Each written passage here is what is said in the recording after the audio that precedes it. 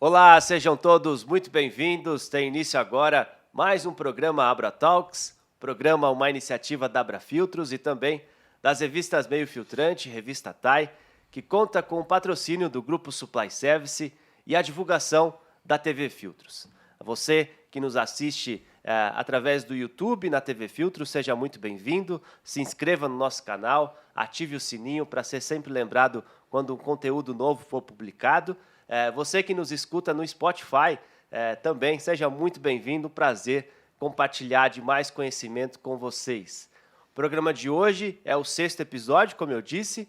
É um programa que vai falar sobre finanças pessoais, como a gente se organizar para planejar a nossa vida financeiramente.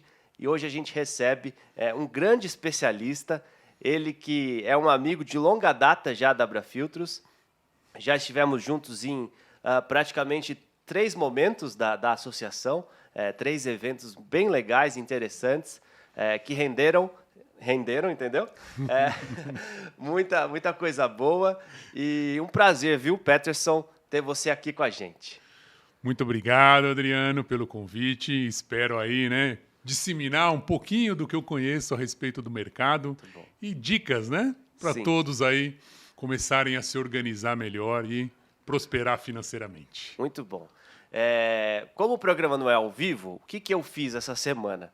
Essas últimas semanas, na verdade, eu fui perguntando para quem eu conhecia se as pessoas tinham dúvidas em relação a investimento pessoal, aplicação, enfim, porque eu ia conversar com você. E aí eu trouxe aqui uma série de perguntas, a gente vai ir e voltar em muitos assuntos, mas eu acho que, para a gente começar, eu queria falar da sua trajetória mesmo, profissional. Tem uma parte bem especial, que é a sua carreira acadêmica também. Conta pra gente, Peters. Sim, tá ótimo, Adriana. Bom, eu comecei a minha vida na indústria, Trabalhei no Senai, comecei com 14 anos e aí galguei aí durante 30 anos no mundo corporativo. Trabalhei aí em algumas multinacionais, enfim, assumi cargos de alta gerência e sou engenheiro de formação, até por conta dessa trajetória. E fiz algumas especializações em engenharia ambiental, segurança, mas aí eu vi que eu estava muito focado na parte técnica e aí decidi abrir um pouquinho mais os horizontes. Fiz um MBA em gestão empresarial e depois um mestrado em administração com ênfase em finanças, porque eu gosto muito dessa parte de números. E, em paralelo, eu sempre vim atuando aí na área de educação. Então, eu trabalho com a FGV, como professor da FGV desde 2006. Trabalho com algumas outras instituições também. Bacana. E sempre em disciplinas ligadas à parte de exatas. Finanças corporativas, gestão de custos, matemática financeira. Que delícia! Delícia! Muitos falam isso, Que delícia! E desde 2021 eu decidi juntar essa parte teórica, vamos se dizer assim, que vem da área acadêmica com a prática. Então, eu fiz uma prova que a gente tem para você ser um planejador financeiro certificado. Legal. Então, eu fiz uma prova, um certificado internacional que a gente chama, o CFP. E hoje eu trabalho, juntando a teoria e a prática. Então, tem essa parte acadêmica e faço essa parte das finanças pessoais e para pequenas empresas também, do planejamento financeiro. Tá? Que legal. Então, essa é a minha vida até hoje, Vamos ver se vai mudar daqui para frente. Que legal. E quando eu digo renderam, foi porque nas ocasiões que Peterson participou com a gente, ele prestou consultoria para algumas pessoas e eu sei que ajudou muito as pessoas. Então, é mais nesse sentido mesmo, que rendeu bons negócios e, enfim, o investimento aconteceu de uma forma positiva, assim, para quem optou por seguir as suas orientações, as suas dicas. É verdade. Muito bom. Mas a sua assim, vontade por números aconteceu mais depois da engenharia? Acho que você é engenharia ambiental? Não, eu sou engenheiro mecânico de formação. Desde pequeno eu sempre gostei da matemática. Tá. Sempre tive muita facilidade em lidar com números. Sim, legal. Então, eu sempre cuidei também dos meus próprios investimentos. É claro que comecei logo quando eu tive a oportunidade de guardar um pouquinho de dinheiro, né? Quando eu comecei a trabalhar, o começo da vida nunca é fácil para ninguém, né, Sim, Adriano? sim. Também veio de uma família simples, né? Tinha que pagar faculdade, enfim.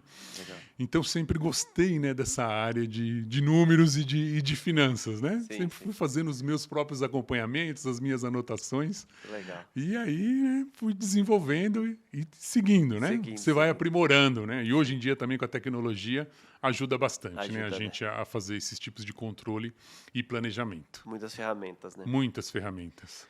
Muito bom. Bom, vamos entrar nos nossos temas aqui. Eu acho que uma das perguntas que mais, assim, acho que vai nortear o nosso papo é em relação a eu tenho muito dinheiro, ou eu não tenho dinheiro, como que eu começo? Eu preciso ter muito dinheiro ou eu não preciso ter dinheiro para começar a investir em alguma coisa? E aí seja um negócio concreto de sociedade, um negócio próprio, uma aplicação. Como que eu começo? Tá bom. Vamos começar então para quem tem pouco dinheiro. Tá bom. Tá? Eu acho que talvez seja a maioria da situação das pessoas, né, no nosso país. Hoje em dia a gente tem investimentos que você consegue fazer com cerca de R$ 30. Sim. Né? Então não precisa ter uma quantia exorbitante para você fazer a aplicação. E aplicações seguras. Falando assim, com aplicações seguras, um título do Tesouro Direto, você consegue fazer aplicações de R$ 30 por mês. Né? Legal. O que eu preciso para fazer esse tipo de aplicação? Bom, você precisa ter conta numa corretora. Né? Eu tenho conta somente num banco. Se você vai fazer esse investimento pelo banco, automaticamente ele vai direcionar para a corretora do banco. Vai ser uma coisa automática, você vai ter o controle ali da sua aplicação, mas você consegue fazer isso sozinho. Né? Você consegue fazer isso sozinho.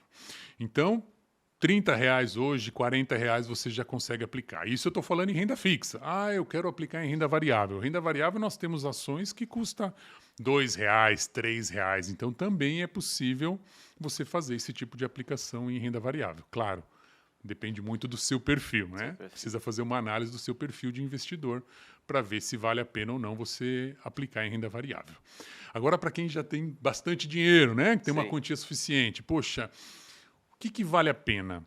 Olha, você aplicar no seu próprio negócio é interessante, mas você tem que saber o que você está fazendo. Então, você tem que ter um plano de negócios, você tem que ter as métricas financeiras do seu negócio. O que eu quero dizer com métricas financeiras? Quanto que você espera ter de rentabilidade no seu negócio? Vamos pegar um exemplo. Poxa, eu vou investir no meu negócio e eu espero uma rentabilidade de 10% ao ano. Poxa, hoje nós temos títulos do Tesouro, CDBs, rendendo cerca de 13%, né, ao ano, mais de 13% ao ano.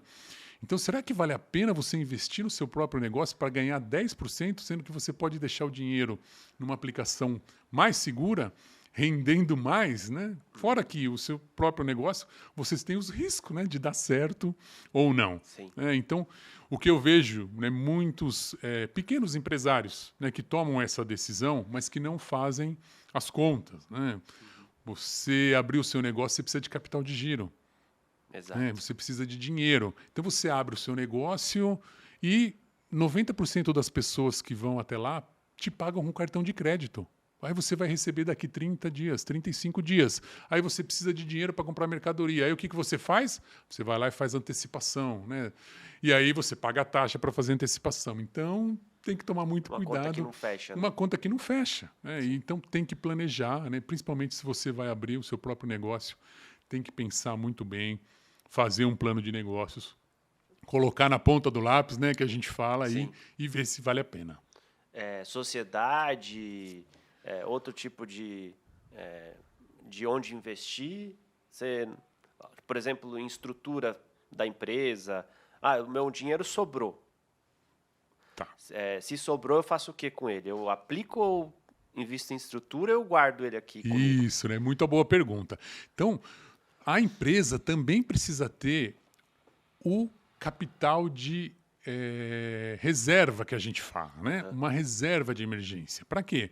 para se ela sofre algum impacto, por exemplo, uma pandemia que nós passamos. Né? Como é que ela vai fazer para pagar funcionários, pagar fornecedores, enfim. Então, ela precisa ter um capital alocado ali numa renda fixa de liquidez diária, que a gente fala, né? De fácil retirada se precisar.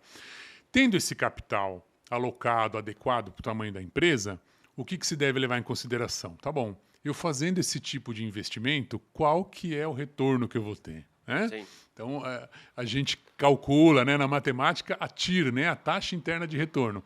Quanto que vai me dar de retorno esse investimento? E aí vai se tomar a decisão. É claro que muitas vezes o empresário ele se sente obrigado a fazer algum tipo de investimento. Por quê? Porque a concorrência investiu, a concorrência lançou, então ele precisa ir atrás. Ou até mesmo para atender a legislação. Né? Muitas vezes a gente tem legislações específicas que você precisa fazer esse tipo de investimento. Né? Mas então tem que levar em consideração essa situação. Como é que está o meu capital de giro, né? O meu capital de reserva de emergência? Está adequado? Está adequado. Opa, então eu posso pensar num investimento maior para a minha empresa, crescer, lançar um novo produto, né? E assim por diante. Legal. Pedro, você usou alguns termos aí, liquidez diária, renda fixa, variável.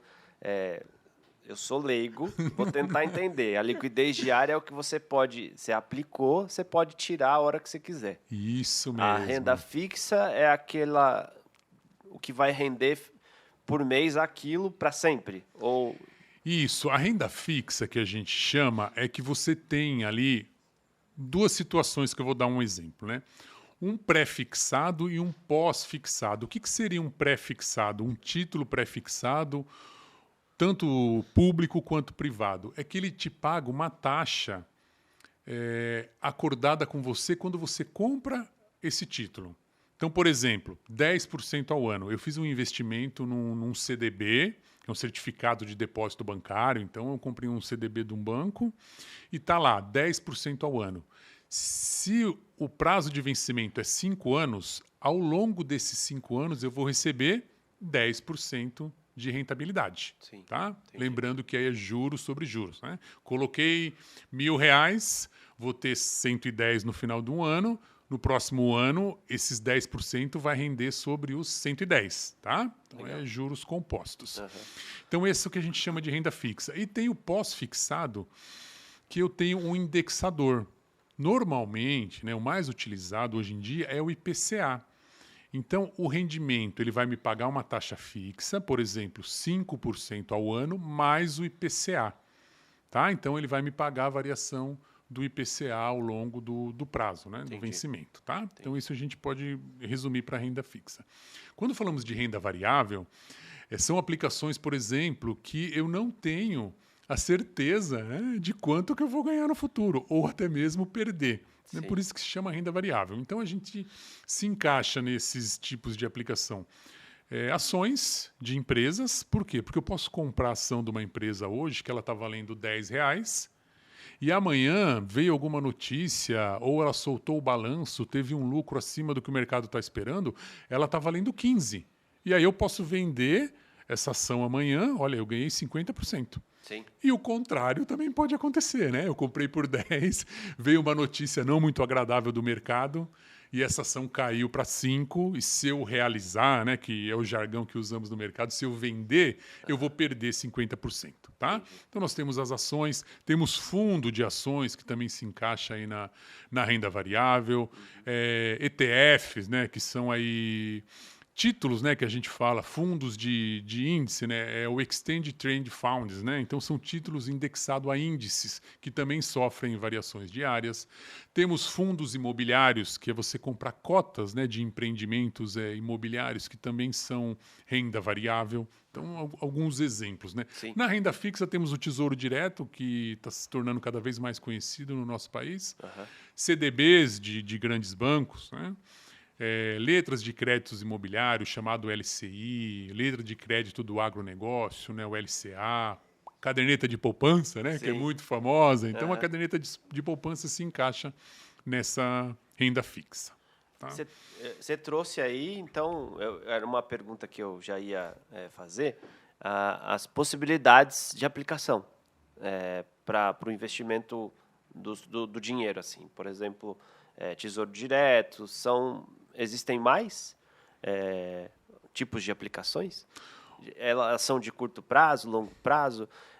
Quais delas, por exemplo, eu não posso mexer no dinheiro ou até determinado prazo, ou eu posso mexer na liquidez diária, né? Agora eu já sei já. Muito bom. Então, normalmente quando você aplica numa renda variável, né, ações, você consegue comprar hoje e vender amanhã, até vender no mesmo dia, né, que é o chamado day trade, né, que é muito conhecido aí do pessoal também que mexe, né, no mercado financeiro. Então, renda variável, você tem essa possibilidade, está pagando, né, chegou na rentabilidade que eu tenho interesse em vender, eu posso vender. Renda fixa, você tem alguns títulos, principalmente CDBs, LCIs e LCAs, que tem liquidez que a gente fala somente no vencimento. Isso. Então, o que isso quer dizer? Eu comprei um CDB com prazo de 5 anos, com liquidez somente no vencimento. Então, eu vou aplicar meu dinheiro hoje, ele vai ficar 5 anos aplicado e depois de 5 anos eu vou poder resgatar. É claro, se acontecer alguma coisa, você pode vender esse título antes, né? Pode, mas você vai estar sujeito ao preço que o mercado está querendo pagar por ele, né? Então, resumindo, você vai perder dinheiro se você fizer essa venda antecipada. Tá? Agora, nós temos CDBs com liquidez diária, a caderneta de poupança, né, que você pode fazer o resgate, apesar de muita gente falar, não, minha caderneta é multidata, né, então eu posso resgatar quando eu quiser. Não é assim. Por quê? Se você faz a aplicação na caderneta de poupança no dia 10 de agosto, por exemplo, o rendimento dessa aplicação só vai vencer quando? 10 de setembro, é um mês depois. Se você resgatar esse dinheiro no dia 9, você perde todo o rendimento. E é isso aí, ó. E pessoalmente falando. Por exemplo, eu coloquei 10 de agosto. 10 de setembro, ela vai render. Vai render.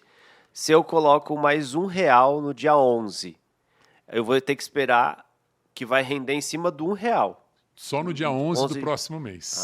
É pelas cotas. Pela data, isso. Não é pelo acumulado. Não é pelo acumulado. Tanto é que quando você tira o extrato da caderneta de poupança, sim, aparece lá quanto que você tem aplicado por dia. Dia 10, dia 11, dia 15. Isso. Então não é porque aquele montante ele vai rendendo em datas diferentes. Tá? Entendi. E o Tesouro Direto, que a gente tem essa facilidade de fazer aplicações diárias e também de fazer retiradas diariamente. Então, no Tesouro Direto é possível fazer isso? É possível. É claro, você também está correndo aí o risco da variação de mercado, do preço do título, né? E os impostos também. Então, por exemplo, para renda fixa, se a gente deixa o dinheiro aplicado durante 6 meses, eu vou estar pagando 22,5% de imposto. E assim vai, né? É a tabela regressiva que falamos. Então, a partir do segundo ano, você paga 15% de imposto. Né? Então, tem uma diferença aí. Então, quanto mais tempo eu deixo o dinheiro aplicado, menos imposto eu vou pagar. Tem essa também, né? Tem essa também, né? Então, Tadinho sofre lá, além de ter que render, ele sofre com imposto. Sofre com imposto. E lembrando que o investimento em renda fixa, o imposto fica retido na fonte que falamos, né? Ou seja, a própria instituição já faz a cobrança desse imposto, né? Já retira do seu valor a receber. Quando a gente está falando de renda variável, é o investidor que tem que pagar o imposto. Tá? Então, eu comprei ações, vendi com lucro, acima de R$20 mil, que é o limite que eu tenho aí de não pagar imposto de ações, por exemplo. Eu tenho que recolher o imposto, eu mesmo, né? O próprio investidor tem que fazer. Então, ele tem até o último dia útil do próximo mês para recolher o que a gente chama, né, a DARF aí do imposto. Então, ele tem que calcular quanto que ele ganhou. Nesse caso de ações é 15% sobre o lucro, ele vai ter que calcular esse valor. Né? Então, tem que tomar muito cuidado com isso, porque depois o fisco pega na malha fina. E por que isso acontece? Porque quando a corretora, né, emite a sua nota de corretagem, ela informa, né, para a Receita. Que você ganhou, isso, tal. tem ali um 0,005% que vai já do imposto para a Receita. É o que a gente chama no mercado de dedo duro, né? Ou seja, ela já te falou, olha, o Peterson aqui e o Adriano vendeu as ações aqui, ó. Ele tem que... Fica de olho neles. Fica de olho neles, né? Então tem que tomar Entendi. esse tipo de cuidado para não cair aí na malha fina. Boa. Você falou uma coisa da questão, por exemplo, o CDB, quando ele tem um prazo determinado para você tirar, e se eu tirar antes, eu vou perder dinheiro. Por exemplo, eu apliquei para tirar em 5 anos. Se eu tirar antes, eu vou perder dinheiro. Por exemplo, eu apliquei 10 mil. Quando você fala perder dinheiro, eu não vou ter os meus 10 mil de volta ou eu não vou ter a rentabilidade que ele me daria? Então, aí depende muito do prazo que você tirou, né? Por que que isso acontece? Porque a gente tem, né, um mecanismo no mercado chamado de marcação a mercado, né? Os preços flutuam diariamente dos títulos, o preço do petróleo sobe e cai, minério de ferro sobe e cai. Então, diariamente, as taxas de investimento, elas mudam, né? Tanto para cima quanto para baixo. Então, se você comprou um título, por exemplo, tá? Vamos dar um exemplo, 13% ao ano, a rentabilidade, né? Então, se você deixar 5 anos, você vai ganhar 13%. Só que a taxa Selic começou a sofrer aí o decréscimo, né? E aí está pagando agora 10% ao ano. Então, se você vender esse título, né, ninguém vai querer comprar depois para pagar os 13% ao ano, sendo que a taxa está 10%. Sim, sim. Então, você vai sofrer uma desvalorização nesse sentido. Sim. E como que é feito o cálculo? Ora, eu faço o cálculo de trás para frente. Então, por exemplo, eu aplicando esses 13% no título que o Adriano comprou, daqui 5 anos ele vai ganhar 10 mil reais de rentabilidade mais o título. Então, hoje, se ele for vender com a taxa que está hoje, quanto que eu tenho que pagar para ele? Eu não tenho que pagar os 10 mil que ele ganharia lá.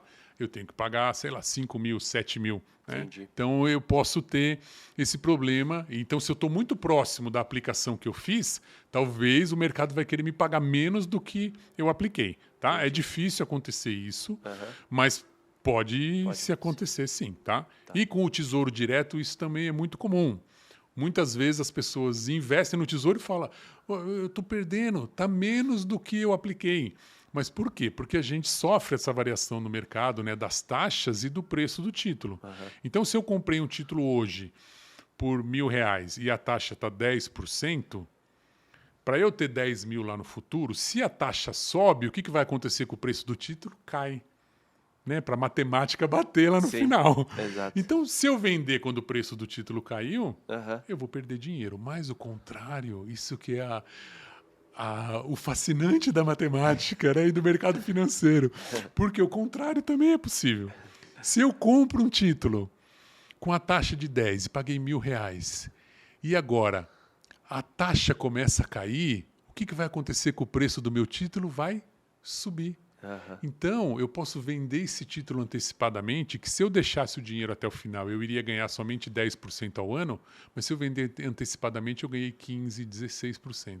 Sim. Então, isso a gente precisa fazer conta, né? Fazer o controle e acompanhar os nossos investimentos. Sim, sim. Que legal. E aí, você fala essa questão do controle, né? Como que a gente, uma pessoa que leu na internet, se baseou no que as pessoas falam, de dicas que dão, consegue controlar para ver se eu estou fazendo o meu investimento no lugar certo, se está tendo rentabilidade, se eu preciso mudar. É possível a gente ter esse feeling ou ele vai estar muito em linha com um apoio, uma consultoria?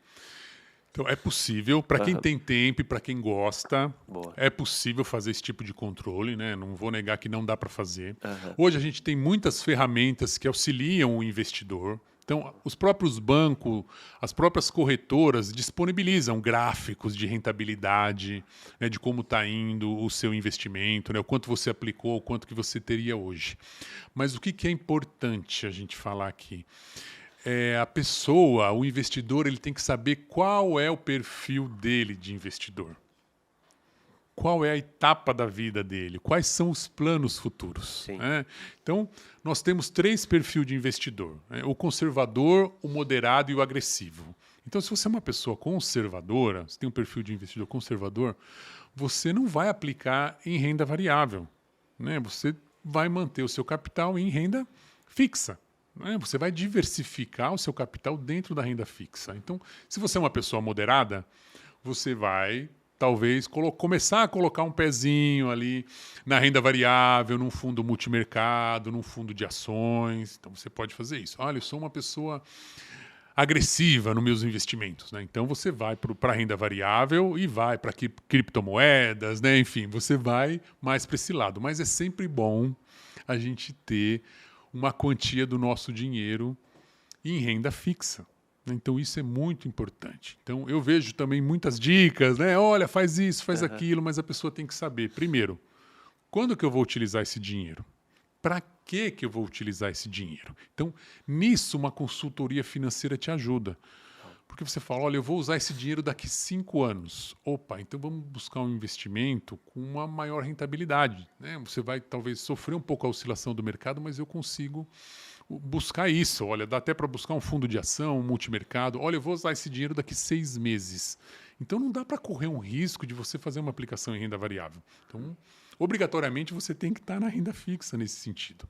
Sim. Então, eu vejo muitas pessoas se perdendo nesse sentido. A pessoa vai precisar do dinheiro no curto prazo e faz uma aplicação numa renda variável e aí vai contra o mercado naquele momento, porque o mercado vive de ciclos, e aí quando ela precisa do dinheiro, se ela resgata, ela está perdendo dinheiro naquele momento. Então, a orientação financeira nesse sentido ajuda bastante, principalmente a determinar quais são os objetivos e as metas do investidor e se os seus investimentos estão de acordo com o seu perfil. Então, isso é muito importante também. Em paralelo a tudo isso, a gente tem que caminhar muito próximo a esse que a gente comentou do lado da empresa, né? Mas do lado pessoal, a questão das economias, do fundo de reserva. E o fundo de reserva eu também posso fazer ele render? Ou devo? Não, você deve, né, fazer. Porque às vezes ele tá lá no colchão, ele tá ali embaixo e tá beleza. Então, o que a gente tem que fazer, né? Como é que é calculado primeiro? Vamos começar do cálculo. Normalmente, essa reserva de emergência, que chamamos o colchão financeiro, reserva de oportunidade, ela é calculada baseado nas suas despesas. Então, vamos pegar um exemplo, que você tem despesas pessoais de R$10 mil ao mês. Então, o ideal seria você ter entre 6 e 12 meses de reserva de emergência. Tá? Se uma pessoa é CLT, 6 meses está ok. Se é um empresário, um microempreendedor, a gente recomenda 12 meses. Entendi. E como é que vai ser calculado? Então, se você gasta R$10 mil, você teria que ter, como uma pessoa física CLT, R$60 mil aplicados numa reserva de emergência. E essa reserva vai estar numa aplicação de liquidez diária. Né? Porque você precisou do dinheiro amanhã, você vai lá e utiliza. Então, ele vai estar num CDB, vai estar numa poupança, pode ser também, até pode. Vai estar num Tesouro Selic, que vai estar rendendo diariamente. Né? E por que eu gosto de chamar também de reserva de oportunidade? Porque muitas vezes, né, se você é uma pessoa disciplinada, você pode usar esse dinheiro para as oportunidades que aparecem também. Isso que eu ia perguntar. Tipo, surgiu um apartamento para eu comprar. Eu posso... Pode, mas o que a gente tem que fazer? Para desgraça. Não, não é só para coisa ruim, não, para coisa boa também. Boa. Olha, é que nem você falou, surgiu eu tenho uma oportunidade de eu dar uma entrada num apartamento aí de R$30 mil, por exemplo. Eu tenho 60 mil guardado lá, certo? Sim. Se eu não der essa entrada de 30 mil, eu vou ter que pagar em 60 meses 50 mil. O que a gente vai fazer? Vai pôr na ponta do lápis e falar, é melhor você dar a entrada dos 30 mil. E aí o que você faz? Ao invés de pagar a parcela que você pagaria se você financiasse os 50 mil, você paga para você. Você reabastece a sua reserva de emergência até ela voltar nos 60 mil. Boa. Tá? Então, isso é muito importante. Eu preciso comprar uma geladeira. Eu vou lá na loja, quanto é a geladeira? É R$5 mil. puxa vida, e se eu pagar à vista? Não, se você pagar à vista, eu te faço por 4.500. Ah, é? Eu vou lá, saco o dinheiro da reserva, pago à vista e reponho o meu dinheiro, o valor, ao invés de pagar os juros para a loja, né? Enfim. Tá? Então, essa disciplina é muito importante. Outra coisa que as pessoas esquecem também de fazer é recalcular a sua reserva anualmente. Por quê? Porque você tem filhos, filha, esposa, marido, mulher, você estuda. Olha, eu terminei a minha pós-graduação. Olha, a minha reserva era baseada contando com a minha pós-graduação embutida, o valor que eu pagava. Então, se eu não pago mais essa pós-graduação, eu não preciso talvez ter mais 60 mil reais. 50 mil reais é o suficiente para mim. Aí o que eu faço? Eu tiro esses 10 mil reais e busco uma aplicação com uma maior rentabilidade. Boa. Então, isso é super importante também. E o contrário também é válido. Olha, chegou mais um filho, eu vou ter que aumentar a minha reserva, né? Estou gastando um pouco mais, então tem que se calcular, né? Tem que pôr na ponta do lápis e fazer as contas para ver se a reserva está adequada com o perfil, com o estilo de vida da família. Muito bom. Não, mas esse lance do fundo de reserva, a gente só pensa mesmo quando é uma coisa negativa, né? É incrível isso. É incrível. A pessoa fala, não, eu tenho um dinheiro guardado, eu te ajudo. É sempre no sentido de...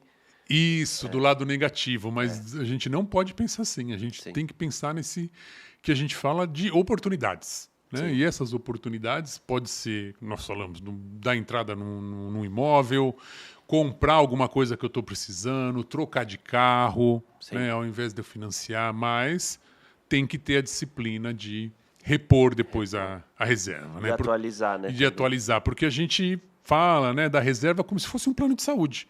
Né? Muitas pessoas falam, poxa, eu pago meu plano de saúde, nunca usei, eu vou parar de pagar. Aí você para de pagar, 2 meses depois você precisa. E a reserva de emergência também é a mesma coisa. A pessoa fala, faz 3 anos que meu dinheiro está ali, poderia estar rendendo mais, eu nunca precisei daquilo. Aí eu vou tirar e vou aplicar em outro lugar.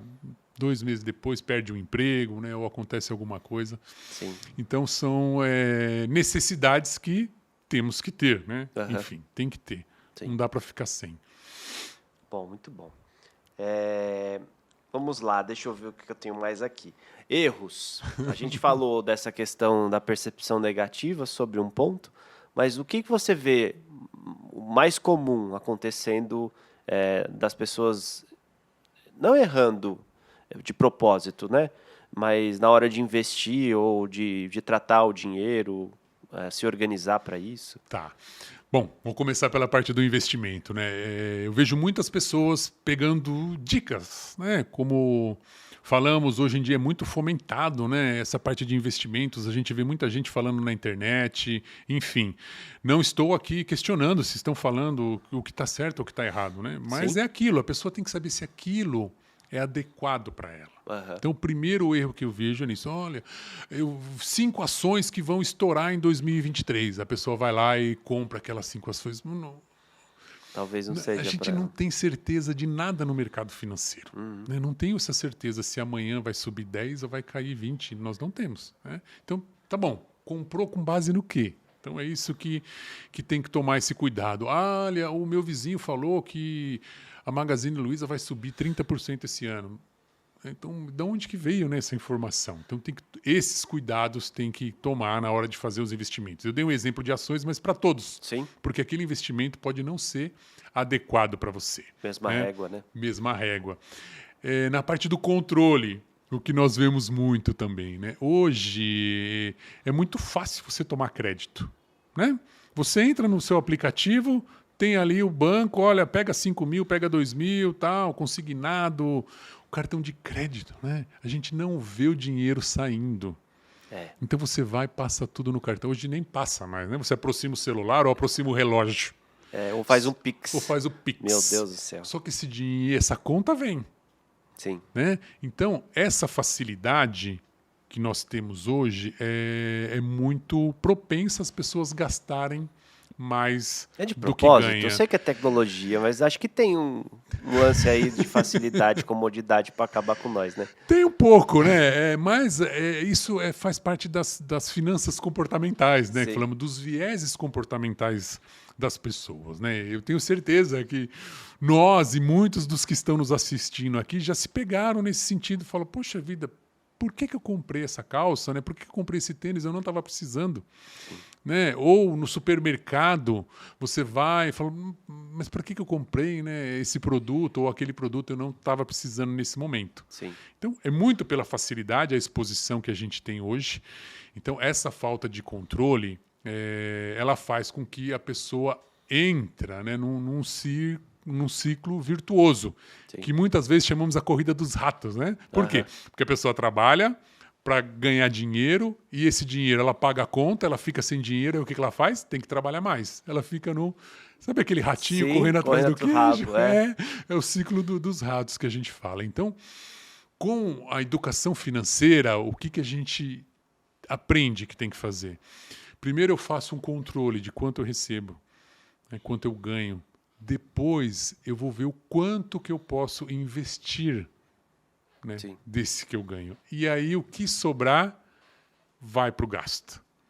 Né? Sim. Então, se eu faço esse tipo de controle, né, eu sempre estou me pagando primeiro. Né? A gente fala, eu trabalhei, eu me pago primeiro, poupo, economizo, e aí sim o que sobrar eu vou gastar. Né? E aí os tipos de controle, aproveitando, eu posso fazer numa planilha em Excel. Hoje a gente tem aplicativos de celular para fazer isso, ou eu posso fazer no simples caderno, né, e anotando ali.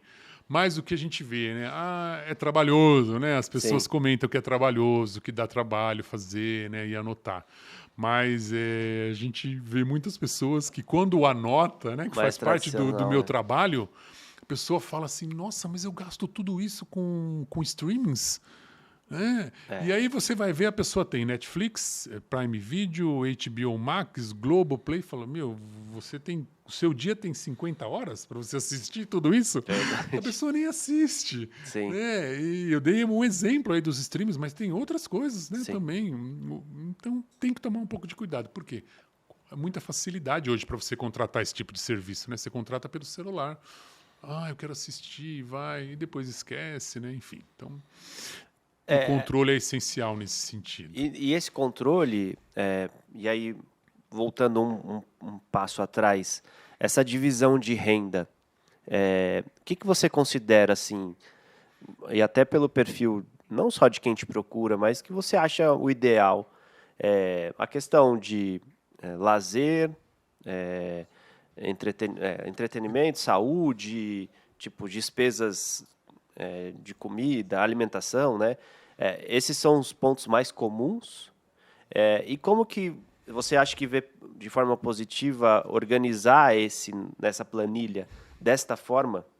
Porque daí a gente vê onde que a gente está gastando o nosso dinheiro, onde está indo muita energia, pouca energia. Para visualizar é melhor? É muito melhor, né? Nós trabalhamos com uma planilha bem detalhada. Sim. Né? E aí você consegue alocar nos grandes grupos, como você falou. Então, alimentação, moradia, lazer, supermercado. Porque alimentação é diferente de supermercado, né? Alimentação do dia a dia. Então, é aquele cafezinho que você toma, você almoça fora, enfim. Né? Então, é diferente de supermercado. E quando você faz isso, você vai ter uma noção. Fala, olha, eu gasto 30% do que eu ganho com moradia.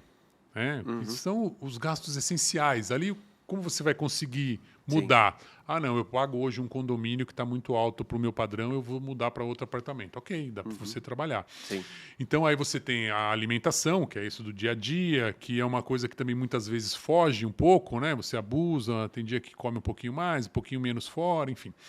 Aí, supermercado, que também é uma coisa que... mais ou menos fica naquele padrão, né? Depende muito do estilo de vida.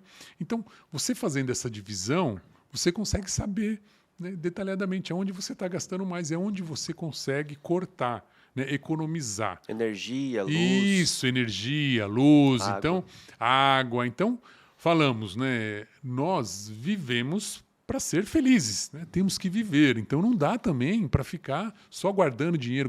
Não, a gente tem que aproveitar a vida, tem que desfrutar, mas com consciência, com planejamento, né? Poxa, eu quero fazer uma viagem para o exterior o ano que vem. Quanto custa essa viagem? Tá bom. Quanto que eu consigo guardar hoje? Olha, não estou conseguindo guardar o suficiente. Aonde que eu consigo economizar para fazer essa viagem? Então, talvez eu vou ter que me apertar em algumas etapas da minha vida, em algumas situações, para prover essa viagem lá no futuro. Mas eu não quero viajar. Então, o que eu vou ter que fazer? Se eu tenho essa divisão detalhada, conforme estamos conversando, eu consigo falar, poxa vida, nós temos o hábito de jantar fora 4 vezes ao mês. Olha, nós vamos passar a jantar fora 2 vezes ao mês, porque essa economia esse valor vai me ajudar lá na viagem. Tá? Mas por que eu tenho que ter o controle? Porque senão eu vou jantar 2 vezes fora só e esse dinheiro que eu economizei vai para outro lugar. Aí chega no final do mês e eu não sei para onde ele foi. Sim. Então eu tenho que ter, né, esse controle, essa amarração para falar, olha, a meta era economizar R$300 de alimentação fora, economizei. Legal, então esse dinheiro eu vou guardar para a minha viagem lá no próximo ano. Isso é legal, até porque quando a gente começa a visualizar, se é uma pessoa que tem um fluxo, às vezes, de caixa alto, que recebe ao longo do mês muito dinheiro, ou dinheiro além do que está lá no mês, quanto ele vai ter de despesa, ele pode já imaginar que esse valor que está caindo aqui, eu já posso colocar numa aplicação. Dá para mapear, né? Sim, claro, dá para mapear. E aí, como eu comentei anteriormente, que você tem que saber quais são as suas metas, os seus objetivos, então, para cada tipo de objetivo, a gente tem uma aplicação diferente. Olha, eu quero guardar essa parte desse dinheiro para aposentadoria. Olha, nós estamos falando de uma aplicação de 20 anos, 30 anos, depende da idade. Então, ela vai ser diferente de uma aplicação para uma viagem daqui 2 anos. Sim. Então, quando você consegue ter esse fluxo, você vai ter separado e falar, olha, esse dinheiro vai para a viagem daqui 2 anos. Essa outra parte vai para a minha aposentadoria. Sim. Então, você consegue fatiar o valor a ser aplicado. Então, isso é muito importante, você ter esse controle também. Porque o dinheiro na conta, ele está na conta só, né? Ele não vai render e aí só vai pagar no final e aí pode sobrar e você não... Aí que você vai ver, ou seja, você perdeu um tempo do mês que você poderia estar aplicado esse dinheiro. Né? E aí o pessoal fala, mas foi 15 dias, foi mês. Não, nós temos aí hoje, né, com a taxa Selic atual, o rendimento vendendo 1% ao mês. Né? Então você vai falar, se for 100 mil reais, é R$1.000. Sim. Né? Então, faz diferença. Faz diferença, né? Faz diferença. Muito bom. Ai. A gente falou da questão de casa, né? Desse ambiente ali. Que documentos que a gente tem que guardar? Porque às vezes paga uma conta, tem gente que é mais tradicional, vai no banco, volta com o extrato e anexa lá e guarda por 15 anos. Você tem alguma dica em relação a isso? Olha, hoje em dia, com a tecnologia, você consegue puxar tudo... O extrato, né? Todas as informações. Então, o que é normal de se fazer, né? Você guardar ali algumas contas básicas por uns 6 meses. Eu acho que seria aí o máximo, né, de se guardar. Então, quem recebe ainda, né? Porque muitas vezes as contas hoje vêm pelo e-mail. Né? Sim, verdade. Vem pelo e-mail. Acabou impresso. Acabou o impresso. Então, você pode guardar aquele e-mail ali por 6 meses, porque se você tiver alguma dívida, ela já vai vir expressa na próxima conta. Sim. Então, o ideal seria nesse sentido. É claro, estou falando aqui da pessoa física das contas corriqueiras. Se a gente for falar de uma empresa, né, você tem o balanço, aí são tratamentos diferentes, né? Fechamento, folha, aí tem que seguir a legislação, que tem uma certa quantidade de anos que você tem que guardar. Né? Agora, por exemplo, imposto de renda. A gente tem que guardar aí no mínimo por 5 anos, porque se acontecer algum problema, a Receita pode voltar, né, até 5 anos nas suas declarações para fazer uma investigação. Sim. Então, o ideal seria você ter no mínimo 5 anos, né? Então, passou de 5 anos, eu descarto e vou acumulando, né? Vou mantendo aí 5 anos. Agora, as contas corriqueiras, né? Hoje em dia, eu acho que não é mais necessário, apesar de ter muita gente ainda que paga a conta, vai lá e grampeia aquele comprovante, que 2 meses depois você não consegue enxergar mais nada, né? Sim, sim. Já pagou todas as letras. Então... Eu lembro que meu pai, na época que eu comprei o carro, ele falou assim, vai grampeando, porque quando você vender, você mostra que você pagou tudo. Aí eu falei, pai, mas eles emitem, né, um recibo e tal. Recibo, Então as coisas mudaram mesmo. Né? Mudaram. E hoje, muitas empresas também emitem um recibo de quitação, né, ao longo do ano, né, que você pagou tudo o que tinha do ano passado. Então, você guardando esse recibo é o suficiente para você comprovar qualquer problema que possa ter. Muito bom. Ainda na linha da família, 2 perguntas, na verdade. Em relação a se planejar financeiramente. A pessoa vai ser mãe. Ela não planejou isso antes, aconteceu. E ela não trabalha CLT. Ela vai começar agora. E ela vai ter que dar uma pausa na vida para ser mãe e aí depois vai continuar. Você tem alguma dica? De planejamento, você fala? A partir de agora. Sim. Aconteceu, né? Pelo que você está falando, foi uma coisa prevista. Então, o ideal é se planejar para o futuro dessa criança, a partir desse momento, né? Especialistas falam que se você colocar, né, um filho hoje numa escola particular, né, enfim, até os 18 anos, é cerca de R$1 milhão que vai na educação dessa criança. Né? Por quê? Porque a gente fala de escola, material, né, tudo. Não vamos dizer gasto, né? É um investimento que você está fazendo no seu filho ou na sua filha.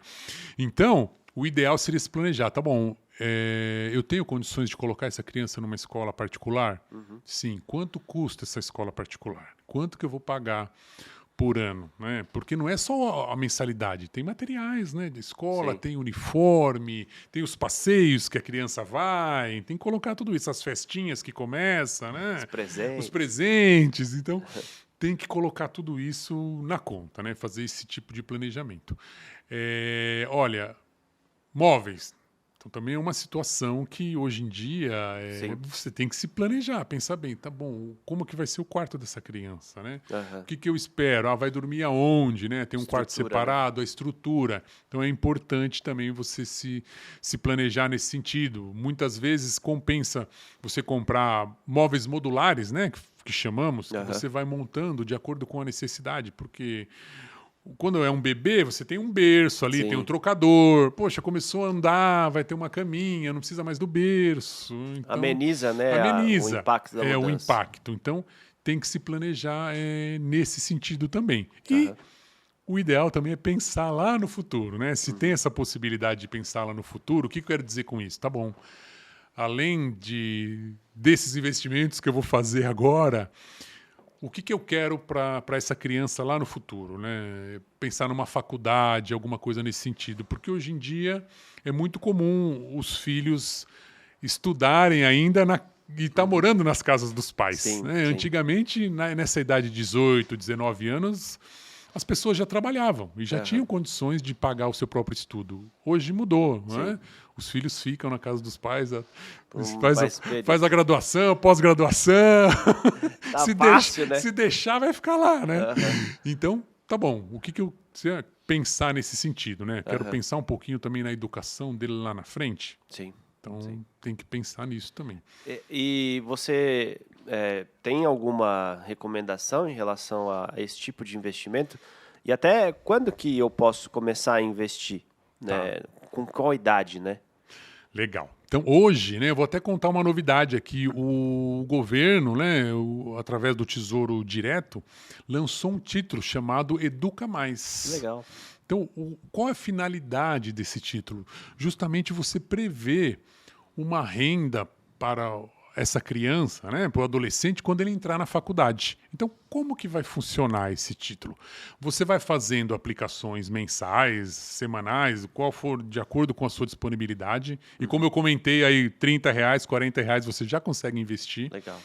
E você vai planejar uma data de retirada desse dinheiro. Então, por exemplo, o meu filho está com 8 anos, eu quero entrar nesse título. Então, eu vou comprar um título com vencimento daqui 10 anos. Então, pegando nos dias de hoje, seria um título com vencimento em 2033, 2034. Sim. Então, eu vou fazer aportes, aplicações até 2034 e a partir de 2034 eu vou receber uma renda mensal durante 5 anos para custear, né, ajudar no pagamento da faculdade do meu filho, no estudo do meu filho. Então é bem interessante.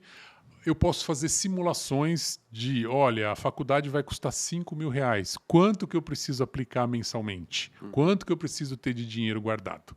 Então eu consigo fazer essas simulações ao contrário, tá? E diferente do que muita gente pensa, ele não é um título exclusivo para quem é filho, né? Para quem é estudante. Você não vai ter que mandar para o governo comprovante de faculdade, nada disso, né? Eu posso investir nesse título? Posso. Eu posso investir, desde que eu tenha um planejamento que eu vou ter uns resgates, né, de dinheiro durante 5 anos. Posso fazer isso? Posso. Quero trocar de carro daqui 5 anos, sei lá, e pagar em 60 parcelas. Então eu posso fazer um investimento hoje, ele vai render esse dinheiro, daqui 5 anos eu vou começar a receber mensalmente, eu posso ir lá, comprar um carro, dar uma entrada e financiar o resto em 60 meses. Com o dinheiro que eu recebo dessa aplicação, já paga o financiamento do carro. Sim. Eu posso fazer isso, tá? Então não existe nenhum vínculo, né, que tem que ser cumprido. Tem que ser filho. Não, então não tem essa necessidade. Legal. E a outra pergunta, você falou quando começar, né? Como pode? Bom, eu tenho o exemplo da minha filha, né? Eu até trouxe para Abra Filtros naquele dia que conversamos, em 2019. Eu comecei, né, as aplicações dela com 3 dias, né, de idade. Que legal. Que foi o tempo que demorou para ela ter um CPF. Né? Então, demorou, saiu da maternidade, conseguiu no Banco do Brasil ali, tirou o CPF, abriu a conta numa corretora. Então, ela tem uma conta no nome dela, né? Que legal. Uma conta no nome dela na corretora. E, desde então, eu venho fazendo, né, as aplicações e administrando o dinheiro dela. Tá? Aí você pode me perguntar, né? Falar, mas espera aí, uma criança ter conta na corretora, como é que funciona, né? Sim. Claro, a conta na corretora é do nome dela, mas para a gente fazer transferências para uma corretora, você tem que ter uma conta no seu nome. Então, eu, Peterson, não posso pegar e transferir dinheiro para a conta direta da minha filha. Não posso fazer isso. Por quê? Porque ela tem uma conta conjunta com a minha esposa, né? Então, a transferência tem que ser dessa conta conjunta que ela tem com a minha esposa, porque a conta está no nome dela também. Então, só via essa conta que pode aplicar e só via essa conta que pode fazer retiradas. Entendi. Então, esse é uma trava, né? Isso, uma trava importante que eu fiz e que eu quero deixar como dica aqui para vocês. Por que como dica? Porque eu fui aquela criança que crescia assim, sua poupança, você tem um dinheirinho na poupança, e até hoje eu não vi esse dinheirinho na poupança, entendeu? E por que isso aconteceu? Claro, meu pai teve a necessidade dele, o dinheiro estava na conta dele e ele usou o dinheiro. Agora, essa situação de você ter uma conta exclusiva para o seu filho, para sua filha, evita de você ter esse viés de querer usar o dinheiro. Primeiro, ele não vai estar na sua conta, então você não está contando com esse dinheiro ali. Né? E segundo, você tem essa trava, né, de falar, poxa, tem que resgatar, vai para a conta. E qual a trava que eu fiz? A conta corrente que ela tem é com a minha esposa. Eu não sei senha, eu não sei nada. E quem mexe na corretora sou eu. A minha esposa também não sabe. Então nós temos 2 travas aí. Sim. Se eu quiser resgatar o dinheiro dela, obrigatoriamente eu tenho que resgatar para essa conta que ela tem em conjunto com a minha esposa. Aí minha esposa vai falar, peraí, Por que você tirou o dinheiro dela? Não, porque eu quero comprar um carro. Não vou mexer, não vou tirar, não vou sacar da conta. Vai ficar lá, vou devolver para a corretora. Então a gente tem essa trava, um acordo de que a gente não conta com esse dinheiro. Né? Então eu não vejo, eu não conto com ele. Então não caio na tentação de falar, não, mas vamos pegar aquele dinheiro ali, depois a gente repõe. E nunca repõe. Então é muito importante a gente ter isso, essa consciência, né, de falar, olha, já separar. E é claro, eu faço esse tipo de controle e é tudo legalizado, né? Ela está como dependente da minha esposa na declaração do imposto de renda, então todos os investimentos dela são declarados como dependente, né? Enfim, tá tudo... E a meta, conta pra gente? Então, né? A minha meta foi o seguinte, a partir de 2019, né, eu não fiz mais aplicações nessa conta. Olha. Tinha lá R$198 mil. Você fala, poxa, em 3 anos, né? Tudo isso de dinheiro. Não, o que eu fiz? Eu peguei parte da minha reserva e aloquei nessa conta, né? Eu aqui, lógico, em conjunto com a minha esposa, né? Nós fizemos isso, a família, e eu coloquei como meta, falei, olha, esse dinheiro vai ter que render e se tornar R$1 milhão em 2033. Olha então só. Eu tenho 10 anos pela frente. 10 anos, exatamente. E aí eu fiz as contas, é claro, de quanto que eu tenho que ter de rentabilidade por mês e por ano para esse dinheiro ir rendendo e chegar lá em 2033 com a meta batida. Tá? E desde 2019, nenhuma, eu não faço mais aplicações, não faço aportes. Né? Eu não coloco dinheiro lá. Né? Eu só trabalho com o dinheiro que está lá. Então, como que eu faço? Lógico, eu aplico em renda fixa, tenho as rendas variáveis que eu aplico, né? Então, eu vou fazendo essa gestão. Esse valor? Isso, eu fatio e vou vendo as oportunidades no mercado. Né? Então, porque, como eu comentei, o mercado é de ciclos, né? Então tem ciclos importantes que você pode aproveitar para fazer certos tipos de aplicações. Né? E aí eu vou fazendo esse acompanhamento trimestralmente, né? Então eu tenho os gráficos que eu acompanho trimestralmente e como que está a evolução desse dinheiro, né? Então hoje, né? Eu fiz o controle em 1º de julho. Estava em 325 mil, se eu não me engano, 323 mil, dentro da meta. E vocês contam isso para ela? Não, ela não sabe. Ela não sabe? Ela não sabe. Que legal. Ainda não sabe. Eu vou esperar um pouquinho ela crescer mais para ver qual que é o tique dela. Né? Se ela tiver esse tique do lado de finanças, eu já vou trazer ela ali e falar, olha, vamos comigo, me ajuda aqui a administrar. Porque ela é uma meta ousada. Né? Não é simples de se atingir, mas é uma situação também que a pessoa tem que ter um pouquinho de estômago, né? Vamos dizer assim, porque na época da pandemia, por exemplo, foi difícil, né? Passou uns maus bocados, viu o gráfico ficar bastante vermelho. Então... E ainda mais que o perfil dela, né? É um perfil arrojado, né? É bem arrojado. Bem arrojado, né? Igual o perfil do pai. Então, ela tem bastante investimentos em renda variável. Né? Mas você vai falar, poxa vida, mas por que isso? Porque eu tenho tempo a favor.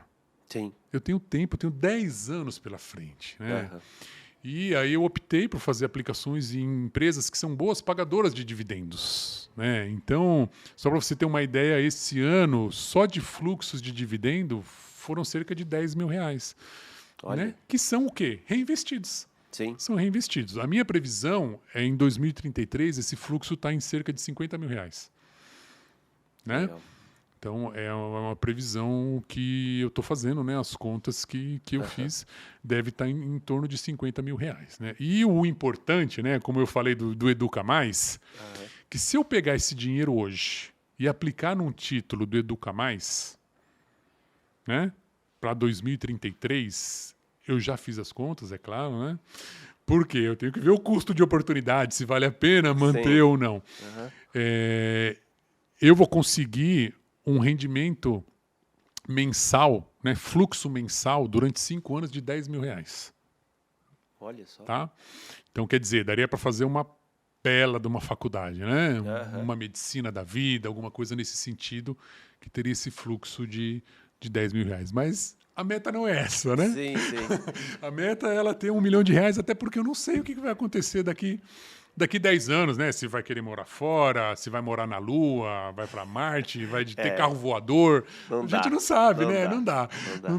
Então, a gente é aquilo que eu comento, né? Nós temos que ter o nosso plano e seguir, né? Tentar seguir o nosso plano. Mas quando a gente tem outras pessoas envolvidas, né, nesse plano... Sonho delas, então tem que ir adaptando, né? Tem que ir adaptando e ver como que ela vai se comportar lá na frente, né? Então, tá indo, viu, Adriano? Não tá fácil, mas estou conseguindo manter aí. Sabe uma coisa que eu tenho dúvida? O que é mais bem-vindo, assim? Nem sei se é essa palavra. Mas, por exemplo, o ato de você aplicar, ir lá, abrir a conta, pegar o dinheiro, jogar numa aplicação, ou ir atrás de um título, ou fazer isso todo mês. Existe algum mecanismo do débito automático? Sim. É uma prática muito melhor, ou você... porque às vezes a pessoa esquece, ou dá preguiça de, vou ter que ir lá. Vai debitando aí, eu tenho que dar 300 por mês, eu vou aplicando, vai direto. Existe isso? Existe aplicações que você pode fazer esse débito, né? Então, mas aí são mais vinculados aos bancos. Né? Então, bancos, você tem essa situação que você vai... Olha, eu quero R$300 por mês, eu vou aplicar nessa previdência. Então, você combina lá com o seu gerente, todo mês vai ser debitado, né, os R$300 e vai ser aplicado, né? Ou em alguma outra aplicação. Então, isso é possível de se fazer. Quando a gente fala de corretora... né? Você vai poder fazer essa transferência para a corretora, tá? Você vai fazer a transferência, mas a aplicação desse dinheiro, aí ou você vai ter que ter, né, conversado com o seu assessor de investimentos, né, que daí ele vai falar, olha, todo mês esse dinheiro vai cair na conta, eu vou aplicar conforme a carteira de investimentos que nós fizemos. Tudo bem? Tudo bem. Aí ele faz esse tipo de alocação. Carta branca, né? Isso, você dá carta branca, mas isso tem que estar documentado, né? Enfim, porque em teoria eu não posso, né, pegar o seu dinheiro e aplicar, né? Desde que a gente não tenha um acordo, né? Sem que você concorde, tá? Então, é possível de se fazer também. Você vai trabalhando de acordo com a carteira de investimentos. Então, nos dois casos, é interessante. O banco cobra uma taxa? Ou a corretora cobra mais? Ou eu posso fazer isso direto no banco? Ou eu não vejo a taxa que o banco cobra? Isso, né? Vamos lá, né? O que a gente tem, né? Todas as aplicações, né? Elas têm ali uma remuneração, né? Então, muitas vezes, o emissor... ele negocia com o banco, por exemplo, olha, eu vou te pagar uma taxa de X% pela venda desse produto, tá? Então, se você fizer isso através do banco, o gerente do banco ali, ele vai estar ganhando essa taxa, né? Enfim, ou um produto do próprio banco. Então, é claro, ele está defendendo a instituição dele, né? Ele não está errado, ele está defendendo os interesses dele. Sim. Então, muitas vezes você vê nas corretoras títulos e investimentos com uma rentabilidade maior nesse sentido. Por quê? Porque não tem essa situação. Claro que se você tem um assessor de investimentos, né, ele também talvez vai direcionar aquilo que seja um pouquinho mais interessante para ele, né? Não que ele esteja errado.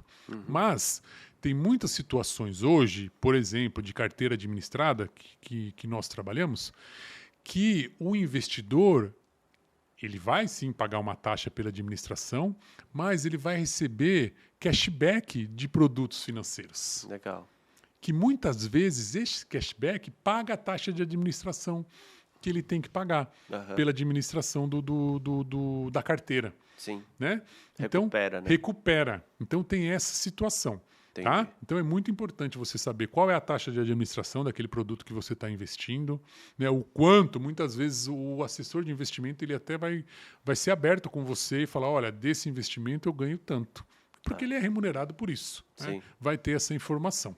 Tá? Isso na corretora. Na corretora. Tá. No banco, aí... Está nas entrelinhas. Está nas entrelinhas lá, né? O gerente talvez não vai te dizer quanto que ele está ganhando, né, naquele produto que ele te indicou. Entendi.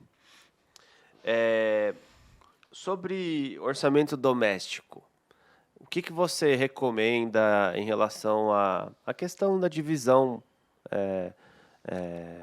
dos casais?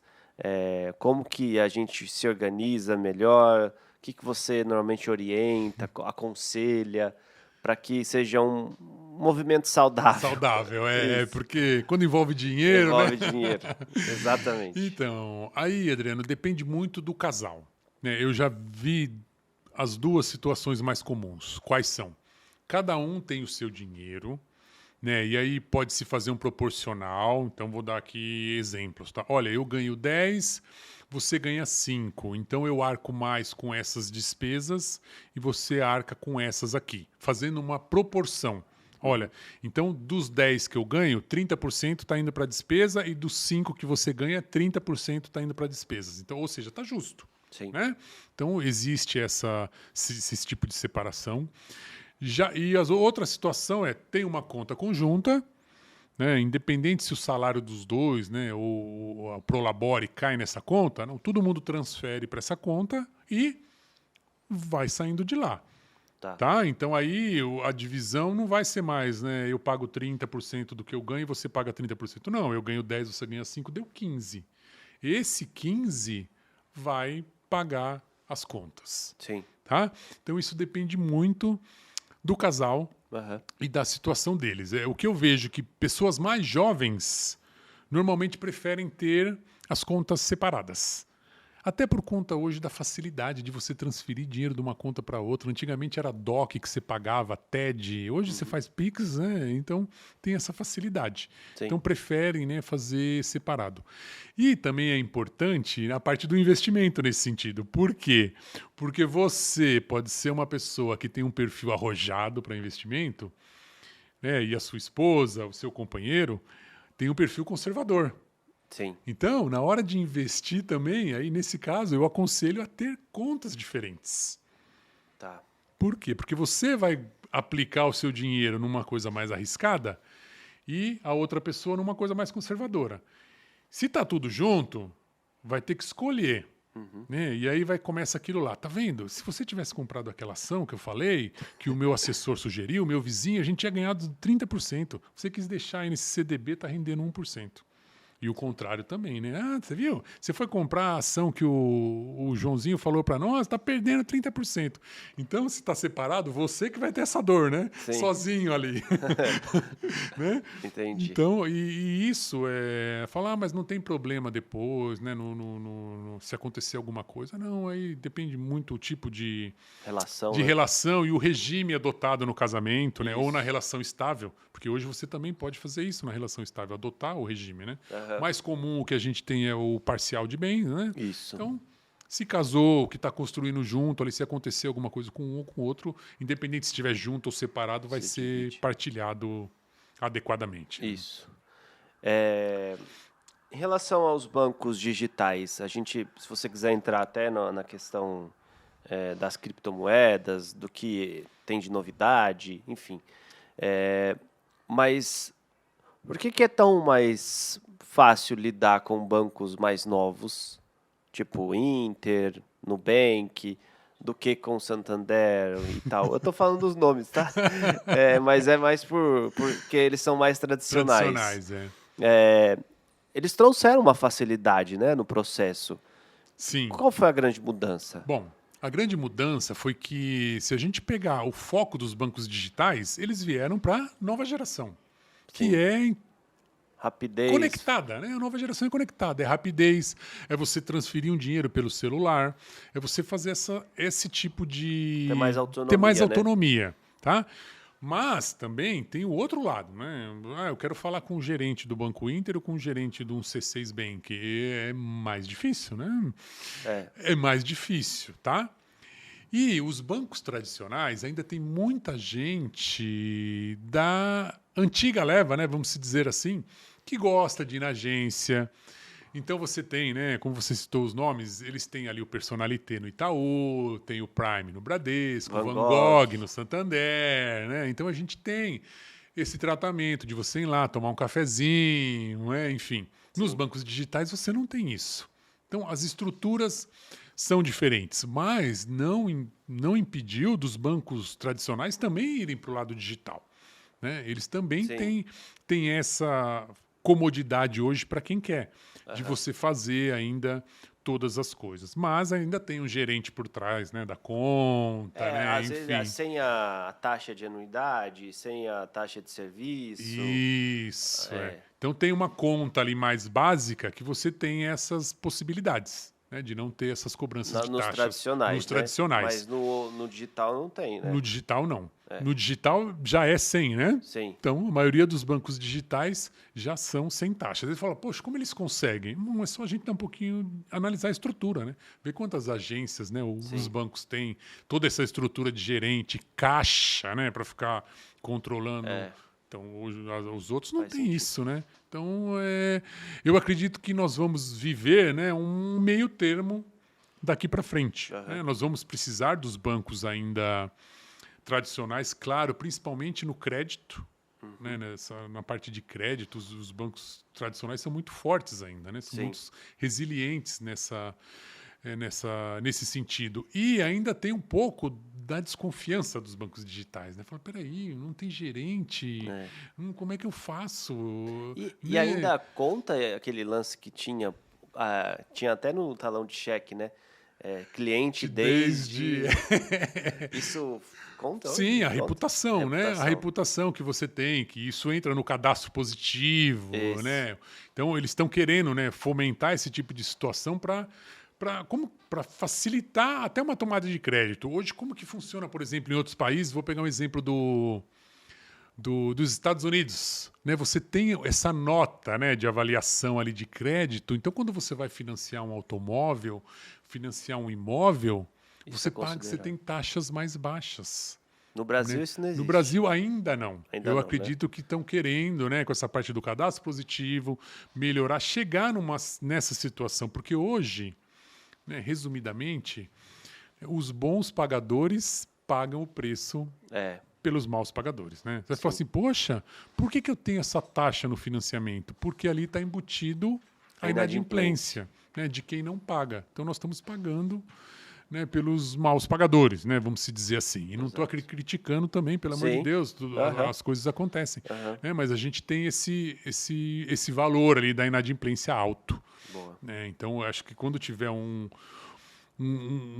score credit aí, né, por pessoa, por CPF, mais bem definido, você vai conseguir taxas melhores na hora que você for mais justo, na hora que você for fazer as suas negociações. Muito bom. A gente está chegando já quase no nosso fim. Já passamos aqui de 1 hora de programa. Mas eu tenho muitas perguntas ainda e eu vou tentar me controlar. Mas uma pergunta que eu acho que você trouxe até no começo, e já você vai falar da sua empresa, que vocês atendem pequenos e médios negócios. Como que funciona e que você daria também de recomendação em relação a esse controle de gastos, fluxo de caixa, quando a empresa está no vermelho, bate um desespero e aí se acha que é o fim do negócio?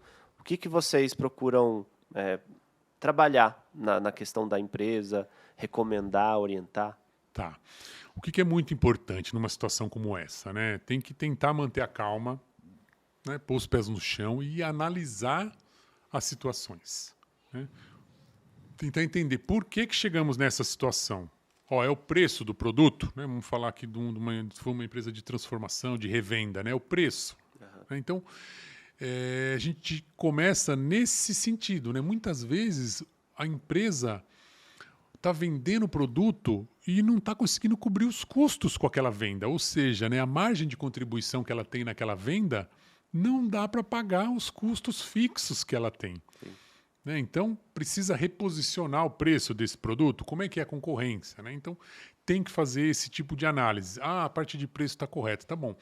O que fez a empresa entrar nesse buraco, né? Vamos se dizer assim. Tá? Então, precisa entender essa situação. Daí, o que a gente faz? Calcula, né, toda a parte de custos, o fluxo de caixa, né, o que tem para ganhar, o que tem para vencer.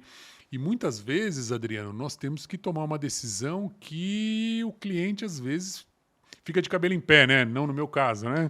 Mas por quê? Porque a gente chega e fala, olha, você tem aqui 5 contratos de empréstimo, por exemplo. Ó, Sim. esses 2 aqui você vai deixar de pagar e nós vamos focar em pagar esses 3. Ele falou, pelo amor de Deus, eu não posso deixar de pagar isso. Não. Você vai deixar de pagar.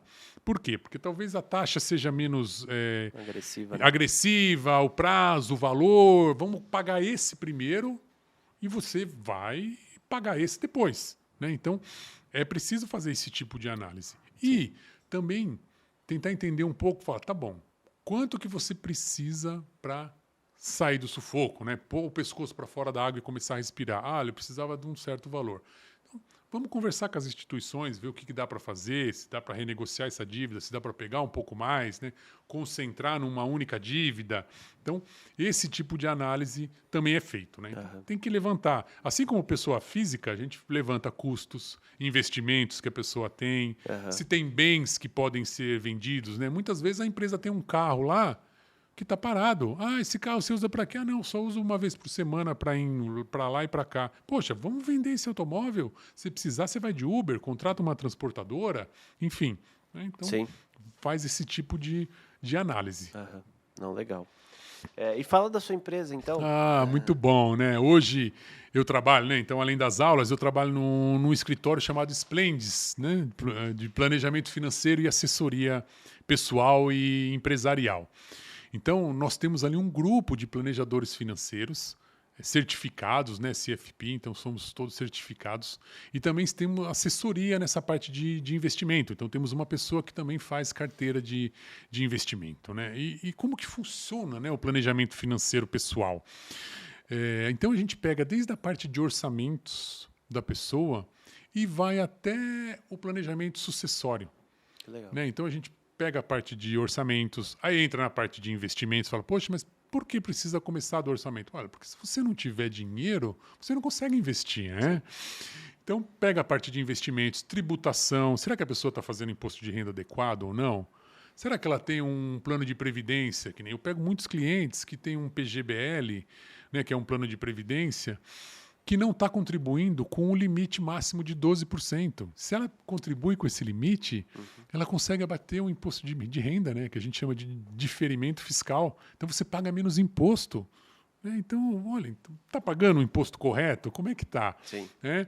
Então, vê a parte de planejamento de aposentadoria. O que está pensando, né, para a sua aposentadoria? Claro, também aí depende muito da idade, né, da família. Né? Então, normalmente, o trabalho é feito com o casal, né, o marido e mulher, né, os companheiros, e faz esse planejamento junto, né, até chegar no sucessório. Né, tem filhos, não tem? O que é mais interessante? Olha, eu tenho 40 imóveis.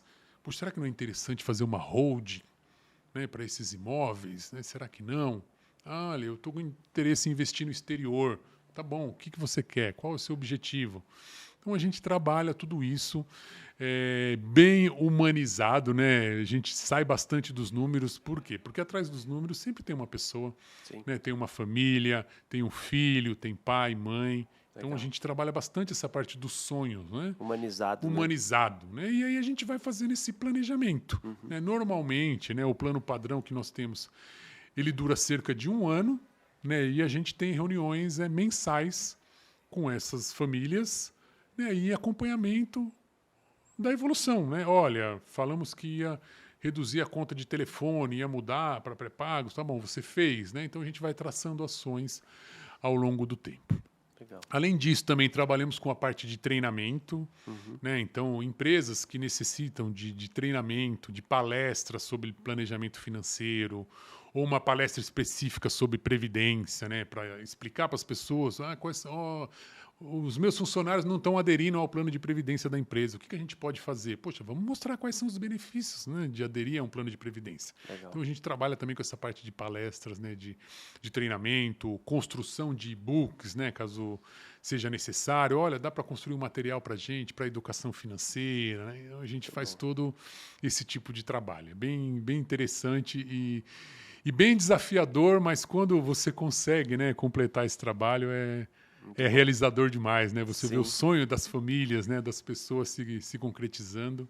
E vocês estão muito bom. sediados em... Nós temos um escritório na Moca, Aham. né? Pertinho ali da estação, né? de trem ali da Moca, na Borges Figueiredo, mas também fazemos atendimento locais, Aham. ou, né, hoje, o que está muito comum também é o online. Online. Né? Então dá para se fazer um trabalho totalmente online também, Isso é né? De importante. troca de informações, apresentação, né? Enfim. A gente sempre começa por o que a gente chama que é o diagnóstico financeiro, né? A visão financeira, que nada mais é que uma anamnese, né? Para entender a vida financeira da pessoa, como que ela vê o dinheiro, como que ela enxerga, como que ela aprendeu, né? Como que era a Sim. infância, se ganhava mesada, se não ganhava, para a gente construir, né? Quais seriam os próximos passos dessa pessoa ao longo do planejamento. Muito bom. A última pergunta. Dinheiro traz ou não felicidade? Como dizem, né? Se o dinheiro não traz felicidade, ele compra, né? Ele manda comprar. Olha, o dinheiro traz, sim, felicidade, mas o que você tem que mostrar para ele quem é o dono de quem, né? Sim. Então você não pode deixar o dinheiro tomar conta de você, né? Exato. Você tem que tomar conta do dinheiro. Então, por isso que é importante essa parte do planejamento, para quê? Para você detalhar os seus sonhos, os seus objetivos e realizar esses sonhos e esses objetivos. Sim. E para realizar, infelizmente ou felizmente, hoje, nós precisamos de dinheiro. Não dá para eu viajar sem ter dinheiro, né? Eu vou precisar de dinheiro. Eu quero ir para a Europa, é um sonho que eu tenho. Tá bom, então eu vou fazer um planejamento para ir lá. Então, com muita parcimônia, né? A gente tem que se planejar, pensar no futuro, né? Para não ficar dependendo de outras pessoas, né? Quando a gente estiver numa certa idade, a gente está vendo que a população está cada vez vivendo mais. Sim. Então, nós temos que nos planejar também para o futuro. Então, eu acredito que o dinheiro, nesse sentido, ele traz felicidade, sim, é claro. A gente sabendo administrá-lo Exato. e planejando, a gente se dá muito bem com ele. Muito bom. Peterson, muito obrigado. O Peterson está nas redes sociais, né? Sim, LinkedIn. claro. Como que é? LinkedIn, Peterson Pirola. Pirola. Tá. No Instagram também, peterson.pirola. Aham. É o meu pessoal, que eu dou várias dicas, como investir, no que investir, dicas ali de cortar gastos. Me seguem lá, que é muito importante, vocês vão gostar. E também da empresa, Da né? empresa. É Splendis PL, né? De planejamento. Splendis com Y e com S, né? Começa com S. Splendis PL, que é de planejamento financeiro, a nossa empresa. E eles estão também no LinkedIn, né? Então, também no LinkedIn, também no Instagram, Facebook, estamos em todas as redes sociais aí. Muito bom. Obrigado, viu, por atender nosso convite de novo. Prazer sempre recebê-lo aqui. Eu é que agradeço a oportunidade, Adriano, estou sempre à disposição de vocês. Muito bom. Esse foi o nosso bate-papo sobre finanças pessoais. Se você gostou, curte, compartilha. Espero que você use e utilize essas dicas para a sua vida. E a gente te espera no próximo episódio, agradecendo aqui desde já a sua atenção, agradecendo a Abra Filtros, as nossas revistas Meio Filtrante e Revista TAI por nos apoiar e nos abraçar em mais essa iniciativa. O Grupo Supply Service, que faz o patrocínio aqui do nosso videocast, e também a TV Filtros por hospedar todo esse conteúdo e esse conhecimento. Esse foi o nosso sexto episódio e a gente te espera no próximo. Tchau, tchau.